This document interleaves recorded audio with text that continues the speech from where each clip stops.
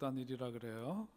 부족장님 추장이 부족원들을 퍽 많이 사랑하고 그래서 부족원들의 존경을 많이 받았다고 합니다. 거기에 비해서 좀그 부족원들은 추장이 그렇게 사랑하는 만큼 그렇게 살지는 못했던 것 같아요. 자, 이제 그 추장의 아들이 있었는데 큰 아들이 이제 생일이 다가왔답니다. 그러니까 그 추장의 큰 아들이 앞으로는 이제 다음 부족의 또 부족장이 될 거니까 사람들이 어떤 선물을 하면 좋을까 생각을 하는데 이렇게 마땅히 선물을 이렇게 찾기가 쉽지를 않았던 거예요. 그러니까 이 사려 깊은 그 부족장이 그들의 마음을 헤아려 가지고 제안을 했답니다. 이번에는 다른 것보다도 다른 선물을 준비하기보다도 자취배들 있는 포도주 가운데서 좋은 포도주 한 병씩 갖고 와서 생일날 갖고 와서 함께 그냥 나눠 먹는 것으로 그렇게 하자. 그랬더니 부족원들이 너무 좋아하는 거예요. 부담이 줄었죠. 그리고 또 집에 있는 거 그냥 갖고 오면 되니까 그렇게 하기로 했답니다. 그래서 막상 이제 생일날이 돼가지고 큰 이제 그 포도주를 담는 통을 갖다 놓고 한 병씩 가져온 포도주를 거기다 이제 붓게 하고 잔치가 벌어졌어요. 그래서 잔치를 즐겁게 하고 이제 마지막에 자기 집에서 각자 제일 좋은 포도주를 가지고 오기로 했으니까 이제 그 함께 가져온 포도주를 나눠 먹고 이제 그 잔치를 파하려고 그 한 잔씩을 다 이렇게 나눴답니다. 그것을 나누고 이제 막상 그것을 이제 건강을 위해서 축배를 손을 높이 들고 맛있게 포도주를 딱 마시는데 웬걸 이 마신 포도주가 다 맹물이라는 거죠. 맹물이었다는 거예요. 썰렁하게 이렇게. 무슨 일이 생겼는지 아시겠죠? 부족원들이 다 자기네 집에서 포도주 한 병씩 가져오기로 한 거니까 우리 집 하나쯤이야 그냥 맹물 가져가도 되겠지 뭐 그러면서 갖다 부었는데 저마다 다 그러고 해가지고 결국은 잔치집에 맹물을 마시게 됐다 하는 이야기입니다. 우리 앞에서 보신 대로 예수님이 오셔서 기쁨을 주시기 위해서 우리로 하여금 그 기쁨을 주시는 분이 예수님이고 그래서 잔치집에 물이 포도주로 변화되는 이야기를 통해서 우리는 세상을 살아가면서 그렇게 기쁨을 받고 기쁨을 주는 사람이 되어야 하고 포도주와 같은 맹물 같은 인생이 아니라 그런 삶이 되기를 우리 주님은 바라신다는 건데 맹물 같은 사람들이 모여서 사는 그 사회는 맹물 같은 사회, 재미없는 사회일 거예요. 오늘 우리가 예수 믿는 것은 예수님으로 말미암아 우리가 예수님 닮는 삶을 통해서 세상을 변화시키고 살맛 나는 세상을 만들어 가도록 부름받은 사람들이 바로 우리 믿음의 사람들인 줄로 믿습니다. 그래서 성경에 보면 우리 예수 믿는 사람들 일컬어서 사도 바울은 그리스도의 편지다 그렇게 표현하기도 하고 그리스도의 향기다 그런 표현을 하기도 했습니다. 다시 말해서 세상 사람들은 예수 믿는 사람들이 세상에서 살아가는 삶을 통해서 예수님께서 세상에 주시는 메시지를 읽는다는 거예요.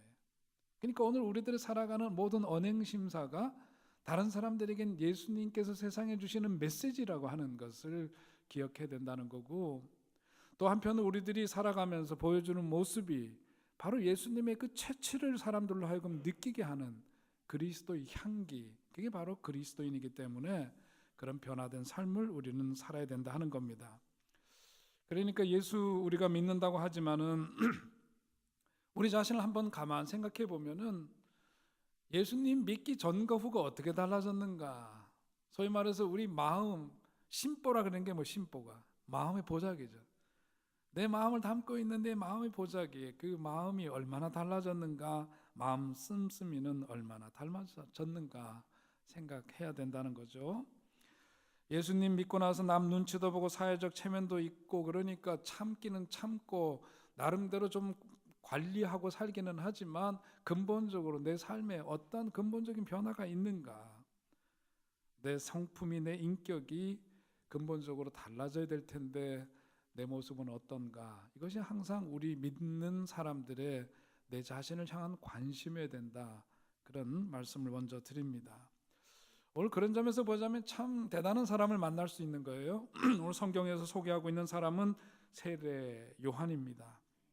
너무 훌륭한 마음을 가진 사람이에요.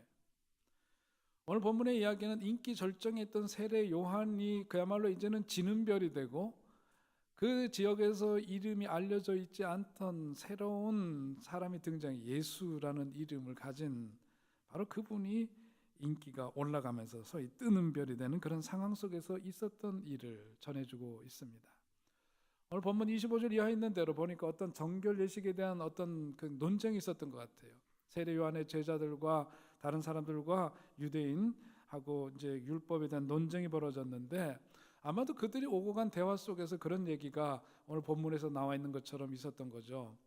세례 요한이 사람들로부터 아주 주목받는 사람이었는데 오늘 이 예수라는 사람이 등장하면서 사람들이 세례를 받는데 다 그쪽에 몰려가 있고 또 세례 요한은 그야말로 이름 그대로 세례를 베풀면서 예언자적 사명을 담당하던 이 세례 요한에게 오던 사람들이 다 글로 가버렸다.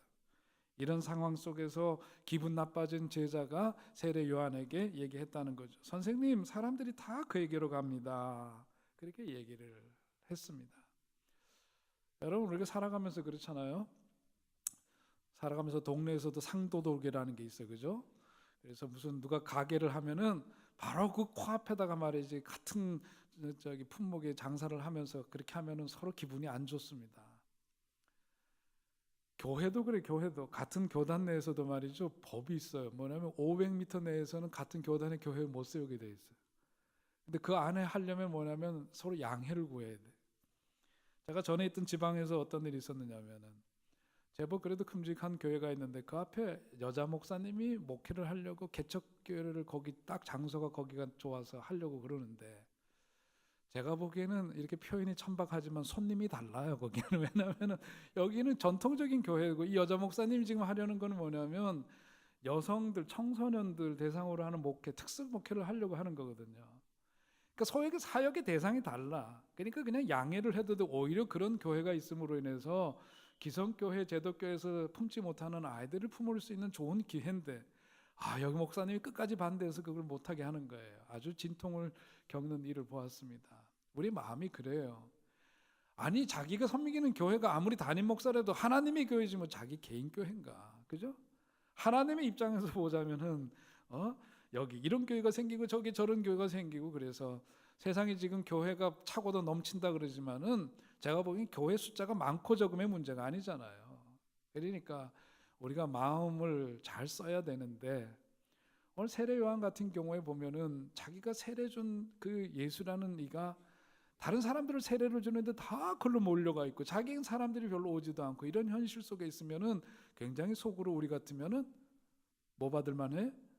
열 받을 만하잖아요. 속으로 보자면 마음이 편할 수 있는 그런 상황이 아니에요. 그런데 제자가 같은 마음을 가지고 그렇게 이야기했더니 세례 요한이 오늘 본문에서 하는 말씀을 우리가 27절 28절에 보면은 뭡니까? 그 얘기의 내용인즉슨 그런 일이 그냥 되는 게 아니다. 하늘이 혹은 하나님이 주시지 않으면 안 되는 거다. 예수께서 그렇게 하는 거는 그건 하늘이 그렇게 하게 해서 하는 거지. 하나님이 주시지 않으면 그런 일이 있을 수가 없다. 그 다음에 나오는 얘기가 뭐냐면 그러면서 동시에 하는 말이 나는 그리스도가 아니라. 나는 세상 사람들이 기대하는 메시아나 구세주가 아니다. 바로 그가 그다. 그러니까 너희들 아예 이 문제 가지고 나한테 이런 얘기 더 이상 하지 말아라 그러는 거예요. 대단한 거죠. 다른 거예요. 지도자의 능력은 자기를 따르는 사람들에게 끼치는 그 영향으로 나타나는 겁니다. 그러니까 예를 들면 선생님을 보면 그 제자들을 보면 선생님을 알 수가 있는 거죠. 여러분 우리 속회가 우리 교회도 여러 개 있지만은 속회도 보면 말이에요. 같은 속회 오래 하다 보면은 속장님의 분위기에 따라서 그 속회 분위기가 많이 달라져요. 그죠? 교회도 마찬가지고. 지속되다 보면 그 지도자의 영향력이 어떤 영향을 발휘하는가에 따라서 굉장히 달라지는 법인데 세례 요한은 자기의 한계를 분명히 알고 있는 사람이고 자기가 해야 될 몫이 무엇인지를 분명히 아는 사람들이에요. 그러니까 아주 초장에 자기 제자들에게 쓸데없는 기대를 하거나 예수님의 역할과 자기에 대해서 혼동하지 않도록 아주 분명하게 말하는 것을 볼 수가 있습니다.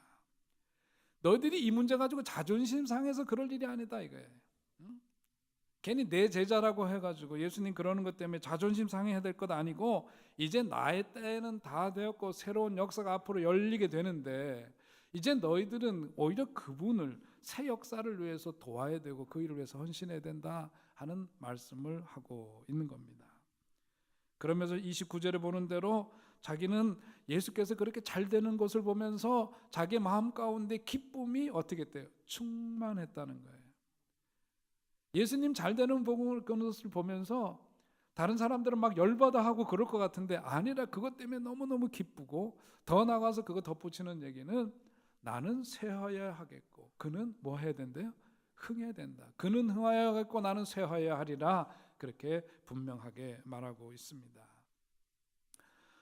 오늘 이 본문의 말씀은 우리들의 내면에 우리들의 아주 솔직한 우리들 내면의 모습과 오늘 본문을 통해서 만나는 이 세례 요한의 모습과 비교하도록 우리를 초대하는 거예요. 어떻습니까, 여러분? 솔직히 우리가 살면서 나랑 가까운 사람 잘 되는 거 봐도 마음 편치 않아 하는 사람이 있고 그 집 자식이 내 자식보다 잘 되면은 조금 마음이 편하지 않은 경우들 많이 있어요. 저랑 가깝게 지내는 목사님이 강남 어디서 목회를 하다가 어려움을 겪었어요.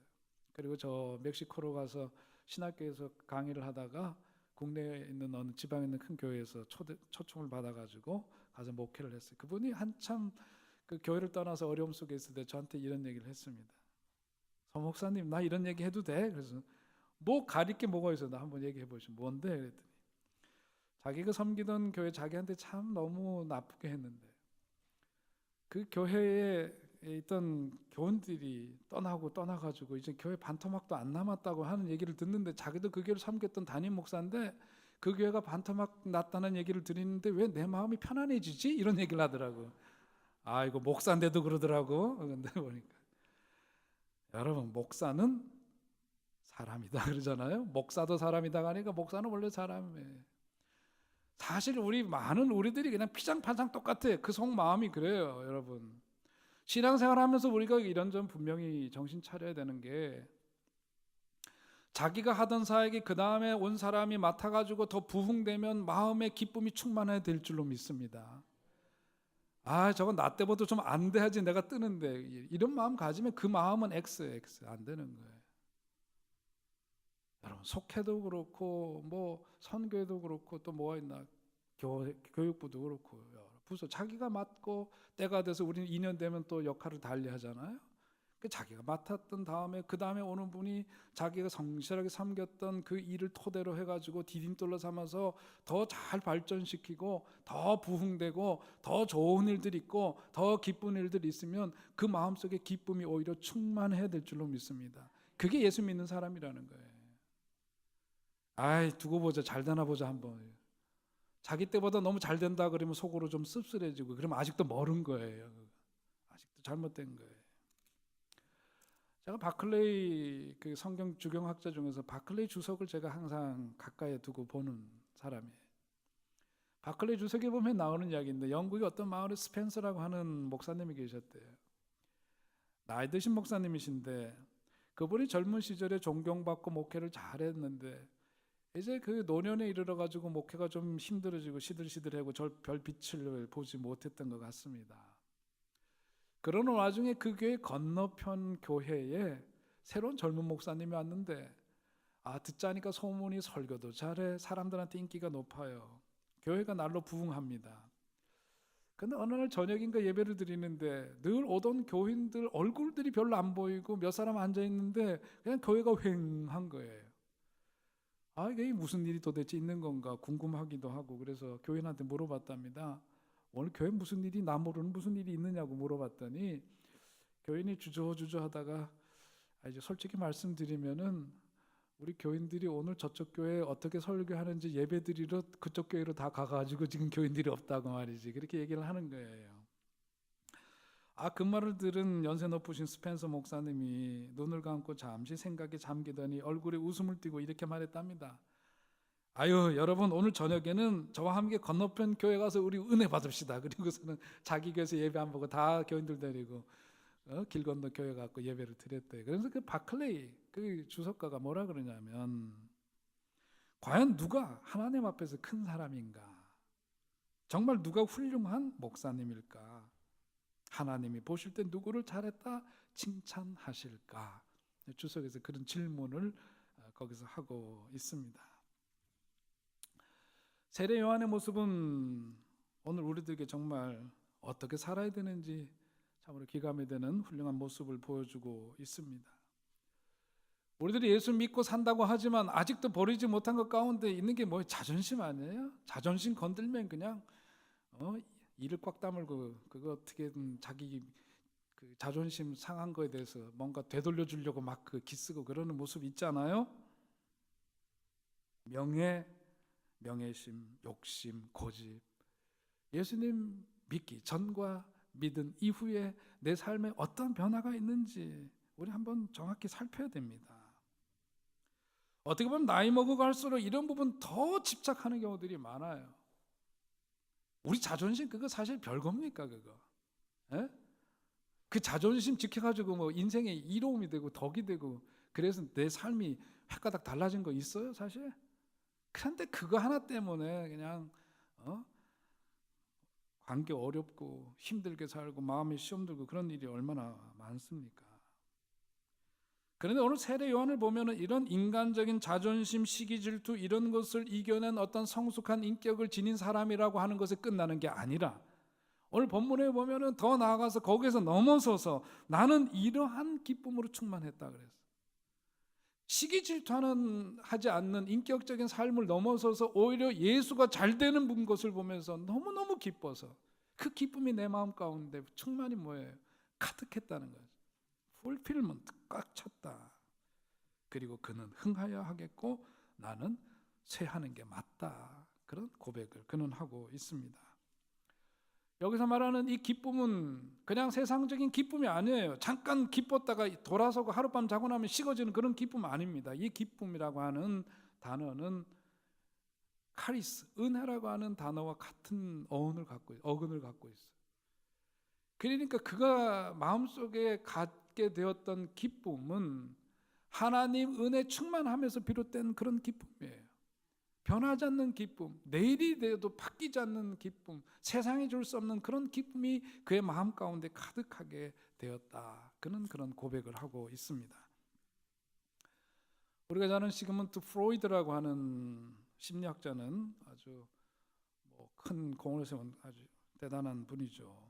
그분에게 정신병에 걸리지 않는 사람은 어떤 사람인가 질문을 하니까 그분이 두 가지를 얘기를 했어요.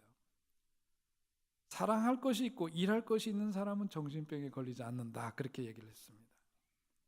사랑할 것과 일할 것이 있는 사람은 영육이 강건한 사람이라는 거예요. 그걸 거꾸로 뒤집어서 얘기하면은 그야말로 가서 다른 사람들 뭐 하는 거 보고 괜히 시기하고 질투하고 뒤에서 궁시렁거리고 뭐 이런 사람들은 뭐냐면 사랑을 잃어버린 사람이고, 또 달리 말하면 뭐냐면 자기가 어떤 인생을 살아야 되는지 삶에 대한 목적의식이 없는 사람이에요. 자기가 하는 일이 무엇인지에 대해서 그런 개념이 없는 사람들이라는 거예요. 할 일이 없어서 그렇다는 얘기죠. 자기 하는 일이 바쁘지 않기 때문에 그러는 거예요. 그러니까 괜히 남에 대해서 신경 쓰고 괜히 시기하고 그러는 거다. 그러니까 오늘 그 프로이드의 한 이야기와 이 세례 요한의 삶을 한번 접목시켜서 생각해 보면은 그가 그렇게 살 수 있었던 건 뭐냐면, 우리 인간은 하나님의 형상대로 지음받았는데 하나님의 형상대로 지음받았다는 의미가 뭐예요? 하나님처럼 사랑할 수 있는 능력을 지닌 사람으로, 하나님께서 세상을 창조하신 것처럼 창조의 능력을 부여받은 사람으로 우리가 지어졌다는 이야기인데, 오늘 그것을 잃고 살아가는 사람들, 그런 사람들이 얼마나 많아요. 그런데 오늘 우리가 아까 했던 그런 얘기와 접목시켜서 보자면 세례 요한의 자기의 삶 속에서 자기가 해야 될 일이 무엇인지를 분명히 알았던 사람이에요. 그리고 하나님의 역사, 하나님에 대한 사랑, 이런 것이 그의 마음속에 가득했기 때문에 자기가 높아지고 낮아지는 것에 대한 관심이 아니에요. 관심이 다른 거예요. 예수께서 이 시대를 구원하고 더 나아가서 메시아, 우리가 기다렸던 메시아 그분이 바로 그라고 하는 것을 인식하는 순간서부터 그는 예수님을 대하는 마음이 완전히 달라졌어요. 그를 인정하고 높이는 일, 그것이 그의 삶의 의미이고 기쁨이 되었던 겁니다. 나는 이러한 기쁨이 충만하였노라. 나는 이러한 기쁨이 충만하였노라. 오늘 여러분 이 말씀 앞에 서서 나는 지난 한 주간 동안 하나님의 은혜로 충만한 그런 기쁨으로 정말 충만했는가? 우리 자신에게 한번 물어야 할 것입니다. 무엇이 나의 삶에 기쁨을 주었는가? 우리 인생에서 사랑하는 일과 하나님의 창조에 동참하는 일로 바쁘면 우리의 삶이 기쁨으로 가득한 삶이 될 줄 믿으시기 바랍니다. 그런 삶을 누리시기를 주의 이름으로 축원드립니다. 제가 어저께 우리 친구가 1년 전에 갑자기 세상 떠나서 감리교단본부에서 과거에 우리 감리교 청년운동했던 분들 모여서 제가 설교를 맡아서 갔습니다. 실감이 나진 않아요. 그 친구는 항상 황소 웃음을 짓던 덩치 큰 친구였어요. 김영범 목사라고. 끝까지 꿈을 갖고 열심히 살았던 친구인데 갑자기 세상 떠났습니다. 예배 드리는데 어디선가 황소 웃음을 지으면서 쓱 나타날 것 같아요. 아직도 실감이 나지 않아요. 친구의 죽음이. 아쉬움 속 예배 잘 드리고 끝나고 나서 모여서 자기 소개들을 하는데 제가 그랬어요. 그냥 이름만 얘기하지 말고 어느 교회 다니고 뭐 하고 있는지 다들 한번 얘기해 보자고. 그러다 보니까 이제는 저도 완전히 노땅이 돼버렸어요. 옛날 청년운동 하던 그때를 보니까 완전히 나도 노땅이야. 보니까 다 대부분이 후배들인데 제가 두 가지가 고마웠어요. 하나는 세상 먼저 떠난 이 친구하고 같이 일해본 적도 없는, 이름도 몰라요, 성도 몰라요, 그 후배들이 와서 이 일에 함께, 진짜 그때 우리 젊었을 때 하나님 나라를 위해서, 교회 갱신을 위해서 열심히 정말 힘썼던 그런 것들을 귀하게 여겨주고 자기랑은 직접적인 관련이 없지만은 기억하고 추모 예배를 드려주는 것 자체가 참 너무 고맙더라고요. 또 한 가지는 뭘 하고 지내는지 제가 물어봐요. 어느 교회 다니고 있는지. 보니까 그 개 중에는 가나안 성도들이 더러 있더라고요. 보니까. 그래서 제가 끝나고 농담식이지만 큰 소리로 야단을 치고 그랬어요. 야, 이놈들 진짜 청년운동 했던 놈들이 교회도 안 댕기고 도대체 뭐 하는 거냐? 그리고 좀 아쉬움이 있어서 그러긴 했지만 고마웠던 건 뭐냐면 그래도 그 젊었을 때에 교회를 사랑하는 마음, 하나님을 사랑하는 마음, 민족을 사랑하는 마음, 그러면서 희생하고 그 험한 일이지만 감당했던 그런 마음들을 가지고 곳곳에서 열심히 일하는 모습을 보니까 너무 참 감사했어요. 야, 그래도 저 친구들 그래도 그 정신을 잃지 않고 사는구나, 그런 생각을 하면서 참 고맙기도 하고 가슴 뿌듯한 마음도 들고 그랬습니다. 여러분, 이젠 어느덧 우리들이 신앙생활 하면서 우리가 엘리야와 엘리사의 이야기에서도 보는 것처럼 여러분, 후배들이 잘 되는 것이 우리들의 곧 기쁨이 되어야 할 줄로 믿습니다. 우리 뒤에 오는 이들이 우리가 행했던 일들보다 더욱더 크게 하나님께 영광을 돌리는 사람으로 발전하고 성장해 가는 것을 기뻐하는 우리들이 되어야 할 줄로 믿습니다. 그를 위해서 더욱더 헌신하고 희생하는 것을 기꺼이 감당할 수 있는 우리들이 될 수 있기를 주의 이름으로 축원드립니다. 우리의 삶이 이제 달라져야 되는 거예요.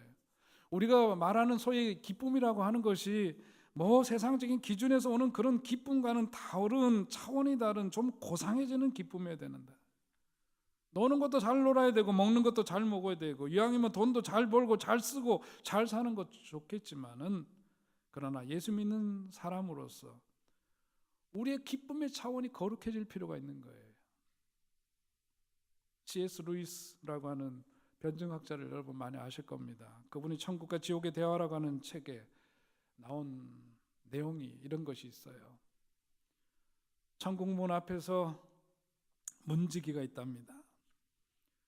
예수 믿고 구원받았다고 믿느냐, 그래서 우리가 그 구원에 대한 확신을 갖느냐 점검하고 그러지만, 우리가 아멘으로 응답하는 사람들, 구원에 대한 확신 갖고 있는 사람, 예수님 구주로 영접한 사람들 천국 가는 건 맞아요. 근데 천국에 가면은 그 문 앞에 문지기가 기다리고 있대. 문지기가 거기서 묻는데요. 그 책에 보면은 뭐라고 묻느냐. 당신은 예수를 알고 나서 그 예수 때문에 참을 수 없는 기쁨을 가지고 살았습니까? 그리고 그 기쁨을 가지고 여기에 왔나요? 이 질문을 한다는 거예요. 천국문 앞에서 문지기가 질문을 하는데 당신은 예수 때문에 참을 수 없는 기쁨을 가지고 살았느냐? 거기에 대해서 예스 할 수 있어야 된다는 거예요. 그리고 그 기쁨을 안고 왔느냐? 묻는다는 거예요. 매일매일 하루하루 예수님 때문에 넘치는 기쁨을 가지고 살았느냐? 여러분, 저는 여러분 뭐라고 답할 수 있을까요? 자기도 기쁘게 살지 않고 남도 기쁘게 하기는커녕 괴롭히고 살았으면 천국문 앞에서 우리는 입술로 아멘으로 예수님 믿는다 그랬지만 그 앞에서 대짜 맞을 수도 있다. 그런 얘기죠. 저는 교회 다니는 사람들이 변화해야 되는 가장 중요한 것 중에 하나는 기쁨의 회복이라고 봐요. 늘 자주 말씀드리지만 예수님 믿어서 기쁘고 행복해야 됩니다. 여러분 기쁘고 행복해야 돼요. 예수님 그걸 바라시는 거고 정말 예수님 믿어서 그 부분의 평화가 내 삶 속에 임하는 거고 그분이 주는 그 소망의 역사를 우리가 살 수 있기 때문에 우리의 삶이 밝아질 수밖에 없어요. 예수 믿는 사람들 얼굴이 밝습니다. 생각이 넓어야 되는 거고 마음 씀씀이가 고와야 되는 거예요. 괜히 이렇게 화난 사람처럼 심술궂은 사람처럼 그렇게 살면 안 돼. 마음 씀씀이가 고운 우리들이 되어야 할 줄로 믿습니다. 예? 여러분 그렇게 살아야 해요. 나아가서 은혜 충만해서 얼굴에 빛이 나시기 바랍니다. 스데반이 그랬잖아요. 돌에 맞아 죽으면서도 그의 얼굴빛이 달랐다는 거 아니에요? 예수님 때문에 참을 수 없는 기쁨이 우리의 가슴 속에 뛰고 있는가? 오늘 우리들이 회복해야 될 믿음은 바로 이런 것이에요. 이런 기쁨으로 가득할 수 있게 되기를 바랍니다. 세례 요한은 세상적인 눈으로 보자면 불행한 사람이에요. 그는 이 자기를 괴롭히는 헤롯에 대해서 끊임없이 예언자의 목소리를 늦추지 않았습니다. 그의 부도덕하고 비윤리적인 그런 삶에 대해서, 불의한 삶에 대해서 예언자적인 목소리를 그는 멈추지 않았고 결국은 그는 옥에 갇히고 나중에는 목이 잘려서 거기서 죽임을 당했어요. 세상적인 눈으로 보자면 불행한 삶이지만은 성경 어디에도 그는 불행한 인생을 살았다고 얘기하지 않습니다. 아니 오히려 더 나아가서 그의 됨됨이를 통해서 그의 마음속에서 듣는 그 기쁨의 실체를 통해서 오늘 우리들이 누려야 될 그 기쁨의 실체는 무엇이어야 되는지를 우리들에게 보여주고 있는 거예요. 하나님이 사랑하시는 그것들을 사랑하고 하나님이 우리 각자에게 맡겨주신 믿음의 본분을 다하면서 누리는 그 기쁨이 오늘 우리들 속에 가득할 수 있게 되기를 다시금 주의 이름으로 축원드립니다. 내가 눈에 보이는 것, 내 손에 잡히는 것, 세상 사람들의 입에 오르내리는 평가 이런 것들에 연연하면서 살아가는 것이 아니라 하나님이 인정하시는 그런 인생을 꿋꿋하게 의연하게 그 삶을 지향하면서 살아가는 것이 우리들의 삶이 되어야 하고 세례 요한의 경우에도 그런 소망 가운데 살았지만 그는 예수님으로 인해서 펼쳐지는 구원의 역사를 다 보지 못하고 떠났어요. 다만 믿음으로 살다가 믿음으로 떠난 거예요. 오늘 우리도 그러할 겁니다. 우리들이 추구하고 바라고 소망하고 교회에 대해서 갖고 있는 기대와 이런 것들이 우리 눈으로 다 우리가 생전에 다 볼 수 없을지 모르지만 우리는 우리들 시대에 주어진 그 역할을 하다가 가는 거예요. 저는 전에 그 미국 동부에 있는 학교들 쭉 우리 아들들 동부에 있고 그랬으니까 안식년 때도 제가 차로 다니면서 여러 대학들을 다녀본 적이 있어요. 미국의 소위 그 동부에 있는 유명한 대학을 가면은 대개 보면은 그 학교에 동상들이 서 있어요. 대개 그 학교의 창시자라든지 그 학교가 자랑스럽게 내세우는 인물들의 동상들이 있습니다.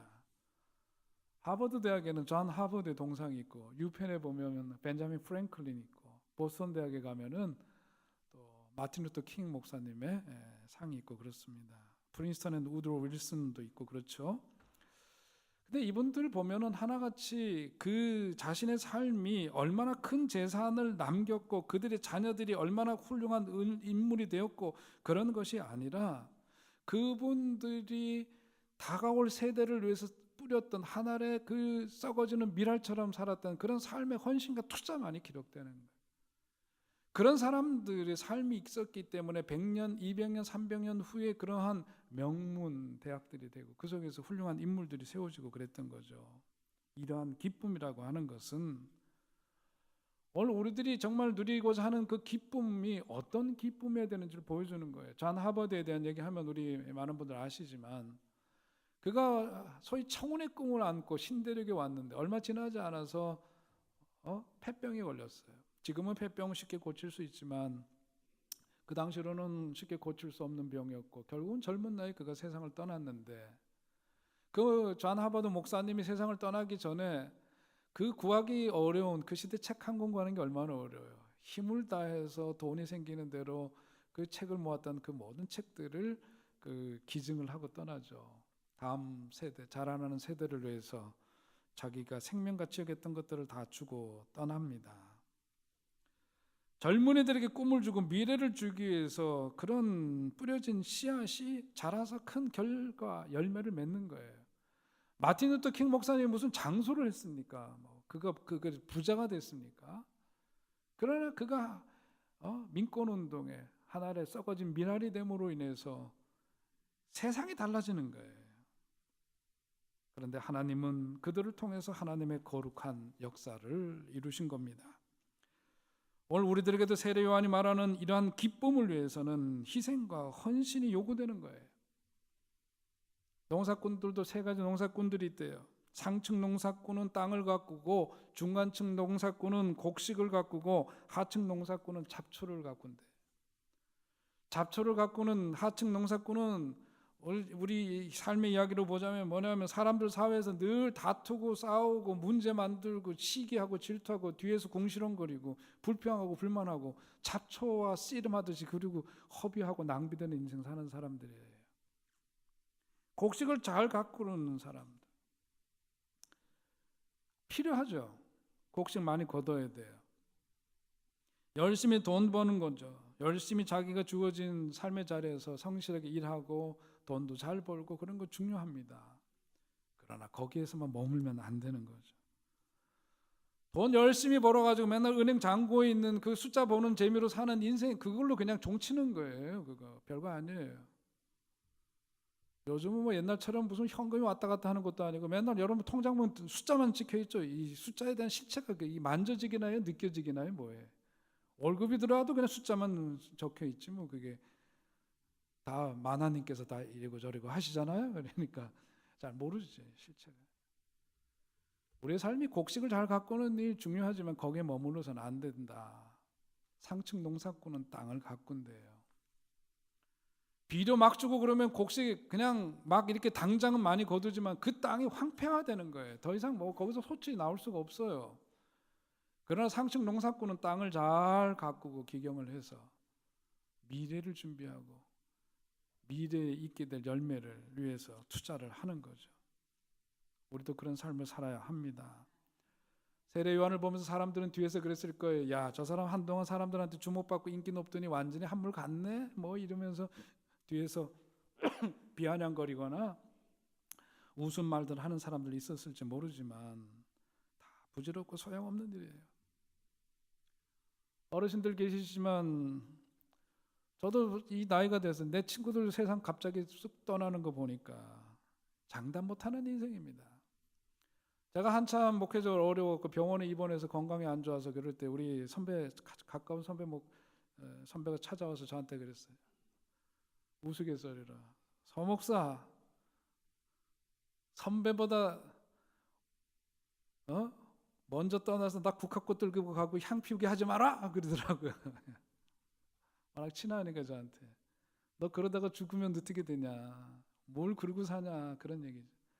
그렇게 가까운 선배인데 얼마 전에 보니까 몸에 자꾸 이상이 와가지고 병원에 갔더니 큰 병원에 빨리 가라고 그러더래요. 갔더니 뇌출혈이 2군데나 있었는데 자기도 몰랐대.